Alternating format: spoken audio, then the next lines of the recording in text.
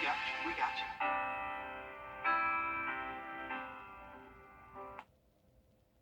Good evening, America. I'm Laura Johnson. Tonight we have another life-changing jackpot for you. It's worth an estimated $131 million. So get those tickets out. Let's play. That first number up is 30, followed by the number 39.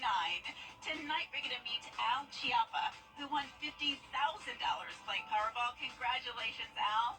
Now for the rest of those numbers, we've got 49, 59, rounding it out with the number 9. Your Powerball number tonight, good luck everyone, is 21, and your Power Play multiplier is 5. We're going to have sunny and dry conditions this week. Overall, looking good. We're also going to get a little bit cooler with lower humidity. All those details coming up. Right now on News Channel 6 at 11, a local organization is spreading awareness and resources about lupus, how they're planning to save lives. Also ahead, marijuana could be reclassified at the federal level, what this means for Georgians. And summer holidays can be very dangerous, why Memorial Day is the start of the 100 deadliest days of the year. As your news at 11 starts now. Live from Television Park, this is WJBF News Channel 6 at 11. Good evening, everyone. I'm Hannah Latier. Thank you so much for joining us. Coverage you can count on begins tonight with a local organization giving mental health resources for people with lupus. Nikita Dennis live in the Satellite News Center with more. Nikita?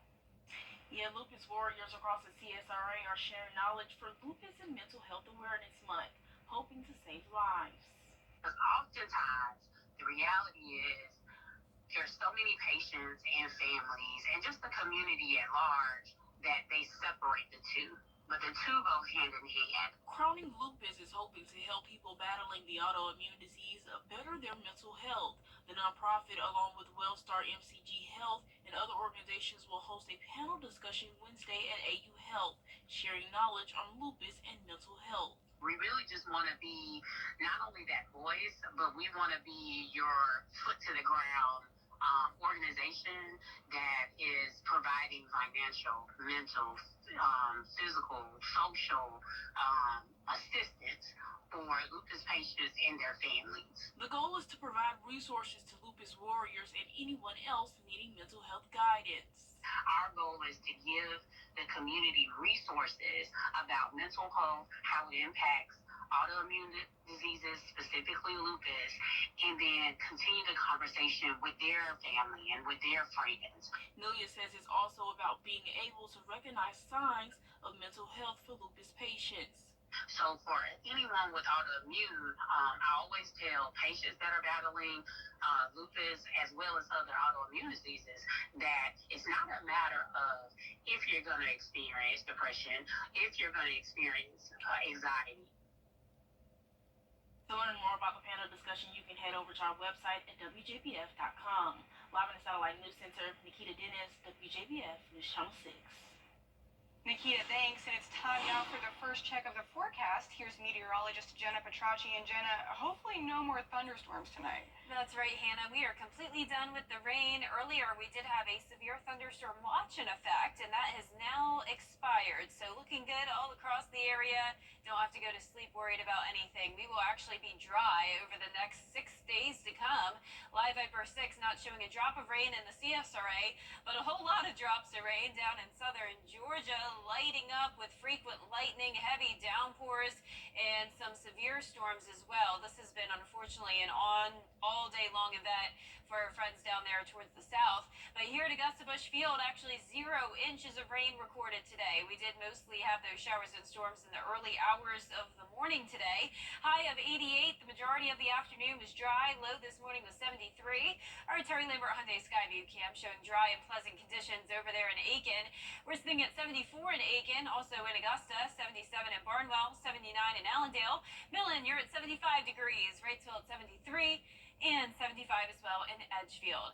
The dew points are also in the low 70s, so it is a very muggy night, and those dew points will eventually drop over the next couple of days. But for now, That southerly wind bringing in all the moisture from the south, winds anywhere from 5 to 8 miles per hour. The gusts earlier were up to 25, but winds are definitely starting to settle down. Once the cold front comes through, we'll have a northwesterly wind behind it. That'll bring in the dry and cooler air. Ahead of this cold front, we have the cloud cover and just that batch of rain all the way from the coastline out towards Mobile, Alabama. So once that is over with, the rest of the southeast will look mostly dry over the next couple of days. Mostly clear tomorrow morning, temperatures in those mid to upper 60s, 70 by 8 a.m., high of 90 tomorrow afternoon. Looking great through your Thursday, temperatures dropping off a little bit, high of 83 by Thursday. Coming up, I'll have a look at that 10-day forecast, so stay with us, but back to you, Hannah. All right, Jenna, looking forward to it. The investigation into an inmate's death at Augusta State Medical Prison now has 2 inmates charged in the death of Roderick Hayes. Brendan Lamar Moore and Andy Ulysses have been charged with felony murder and aggravated assault. The correction officer, Lloyd Hopkins, is charged with being party to the murder and assault, among other charges. 29-year-old Roderick Hayes died Saturday following the altercation. The official cause of death has yet to be released. Hayes was in prison for several crimes, including sex trafficking and cruelty to children. While today marks the unofficial start of the summer season, it also marks the start of the 100 deadliest days of summer. That's the time between Memorial Day and Labor Day, when teens get into the most deadly car crashes. An average of 7 people are killed in teen driver-related car crashes during the summer each year. Major factors in those crashes include speeding, distracted driving, and alcohol usage. The estimates are, in Georgia for the last 3 years, probably more than 5,000 people were killed in crashes from January 1, 2020 through December 31st, 2022. It's never good news when anyone dies in a crash. The Georgia Governor's Office of Highway Safety says teen drivers are especially at risk on the roads. And a renewed push by the U.S. Drug Enforcement Administration to reclassify marijuana as a less dangerous drug could bring changes to Georgia law. It's currently a crime to have marijuana in Georgia, whether you buy, sell, or plan to manufacture it. The Justice Department's proposal would not legalize marijuana for recreational purposes, but it would recognize the medical benefits of cannabis. It would allow, as soon as that federal regulation change occurs, for marijuana to be prescribed and dispensed for medical use at dispensaries across Georgia. It would not impact recreational use, although there are cities and counties that have already decriminalized minor use possession by decreasing the penalties that their DAs and their police departments will enforce of an ounce or less. While the federal change does not legalize marijuana for recreational use, half of U.S. states have already made it legal. And a local animal shelter could be expanding with the help of University of Georgia engineering students. I spoke with county leaders about what they're hoping for. There's one thing that rural communities don't have a shortage of, and that's stray animals. The McDuffie County Animal Shelter had its grand reopening 2 months ago, but the shelter has been at capacity for a while now, and county leaders are looking toward its future. There's a program that we're a member of called the Archway Partnership out of the University of Georgia. It's an effort they have at the college to help rural communities with projects that we probably wouldn't have the resources to do. How it works is you come up with an idea, and then that idea is sent to the University of Georgia, and students undertake the planning part of it. A few weeks ago, those engineering students presented the county with the full project layout. Soil samples, it has architectural renderings, it has possibility for sewer layout. It has, it's super in-depth, super thorough. It's probably one of the most thorough presentations from the Archway program I've ever seen. The new shelter would be built on property adjacent to the current building and would have more than double the space. The current shelter would still be used as an intake building. The obstacle is getting the funding for the more than $2 million project, if it's approved by the county commission. There's grants, there could be fundraisers, there could be sales tax dollars on down the road. We'll look at every available option that we can. Smith hopes the project goes through so the shelter can stay a no-kill shelter. We still do not want to ever, if we can help it, euthanize for space purposes. And so far we haven't had to. But that's always a challenge in a small rural community like this.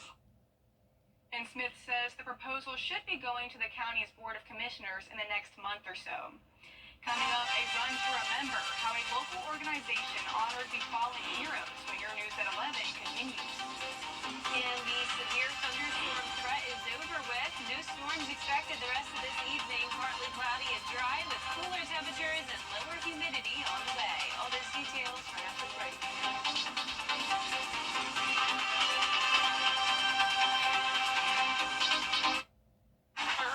Number 6 Skyview Network, sponsored by Terry Lambert Hyundai.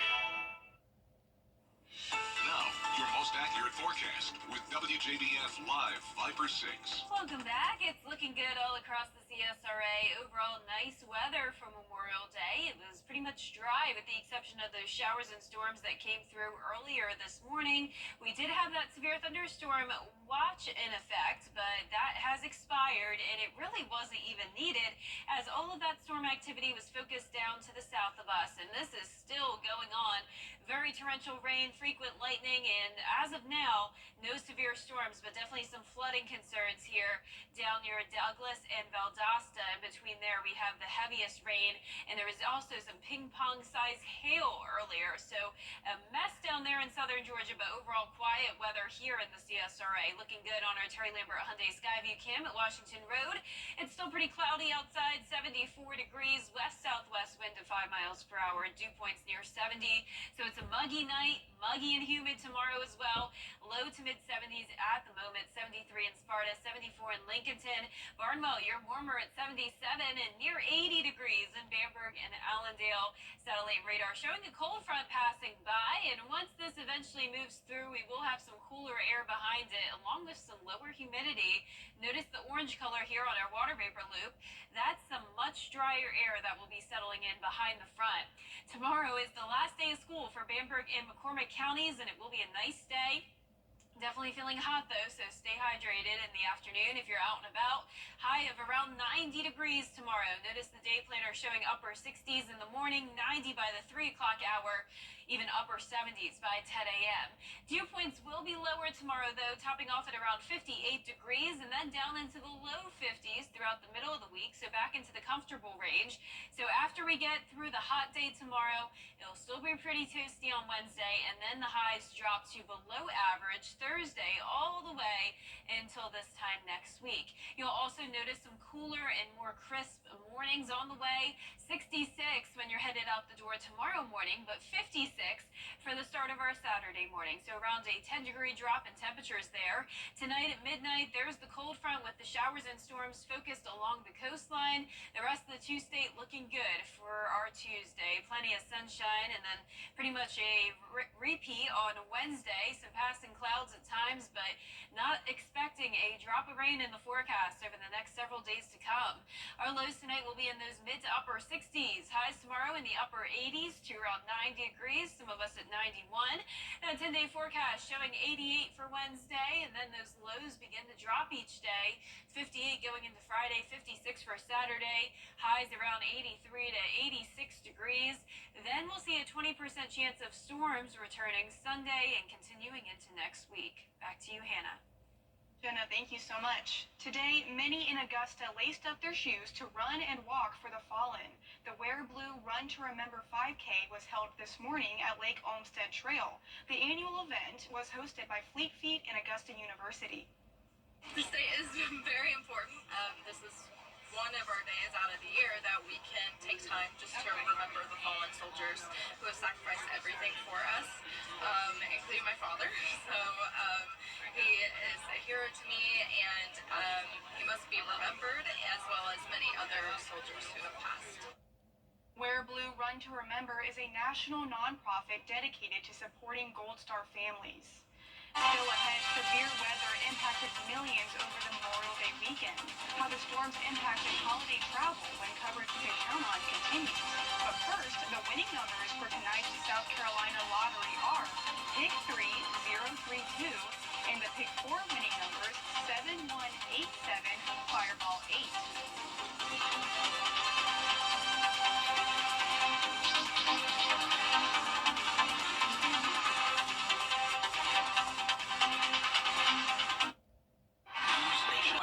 Road trims. At WJBF's Television Park Productions, our mission mission is to provide local businesses with top quality video and digital content at an affordable price. With decades of experience, our award-winning creative team will guide you step by step through the creative process, resulting in a successful marketing message for your brand. Over the years, we've helped hundreds of local businesses expand their voice. Visit WJBF.com/creative to find out how we can do the same for you. Join me next time for an important discussion about a big problem in not just our community, but our society, literacy. We'll talk with the leaders at AU Literacy Center about steps we can take here in the river region. Tuesday at 12:30 on Jenny. The Live 5 for 6 Skyview Network, sponsored by Terry Lambert Hyundai. Weather headlines on News Channel 6, brought to you by Hickson Roofing. This Memorial Day weekend breaking records for travel, with TSA screening the most people ever in a single day across the country. The holiday weekend also met with deadly severe weather across the country, killing dozens and still has millions on alert. Here's Melissa Adon with more. Deadly storms ripping through several states after more than 72 reported tornadoes across a dozen states over the long weekend. States of emergency declared in Texas, Arkansas, and Kentucky, where officials say at least 100 highways and roads sustained damage. It got so intense that I could feel every particle of dirt, sand, fiberglass, glass hitting my face. 200 homes and businesses in Texas destroyed, over 600,000 without power at one point. At least 20 killed across 4 states, including 4 children. ABC's Mireya Villarreal in Valley View, Texas. You can see the sheer force of this tornado right behind me. I mean, the metal coming completely down from the gas station, cars flipped over and then landing on top of each other. Storms moving through North Carolina to New York City, even delaying and canceling some flights. ABC's Gio Benitez is at LaGuardia Airport. Here in the New York area, we are already seeing hundreds of cancellations and delays after those ground stops. And of course, these are major airports, so we will see ripple effects across the country. This follows a record-breaking Memorial Day holiday weekend. On Friday, TSA screening nearly 3 million people across the country, more than last year's Thanksgiving numbers, and breaking a record for the most travelers screened in a single day in TSA's 22-year history. Melissa Adon, ABC News, Los Angeles. And here at home, early voting begins for the South Carolina primaries tomorrow. Voters can cast their ballot in the Republican or Democratic primary and will choose nominees in races for the State House and Senate and U.S. House. Some counties in our area will also vote for sheriff and other local offices. Early voting centers will be open from 8:30 a.m. until 5 on weekdays through June 7th. Primary day is June 11th. And coming up, the Braves are without their star player due to injury, and the NCAA baseball tournament regionals were announced, and one conference made history. Kira Goldstein has sports next. Is your driveway or Education was the key that unlocked all my opportunities. When you graduate, they graduate. Visit finishyourdiploma.org to find free adult education centers near you. the CSRA's favorite news app is now even better, with easier access to local news, weather, and streaming video. Download the News Channel 6 mobile app. Now, WJBF sports coverage you can count on. Matchups for the 2024 NCAA baseball tournament were announced on Monday, and one conference set a record for the number of teams vying for a College World Series. That conference is, of course, the SEC, with 5 nationally ranked teams and 6 unranked teams, all making it into the tournament. The Southeastern Conference has entered the record books yet again. The 11 SEC teams in the 2024 NCAA tournament is the most teams from a single conference to make it in a given year, and the SEC is breaking its own record of 10, which was just set last year. So let's get a look at the opening matchups for the ranked teams. The winners of the SEC tournament, number 1 Tennessee, will be taking on Northern Kentucky. Kentucky faces Western Michigan. The number 3 Aggies take on Grambling. Arkansas is facing Southeast Missouri State. And the 7th-ranked Georgia Bulldogs will face Army to open tournament play. For more information on these matchups and the other 6 teams, including the defending champion LSU Tigers, head over to WJBF.com for a full list of SEC matchups.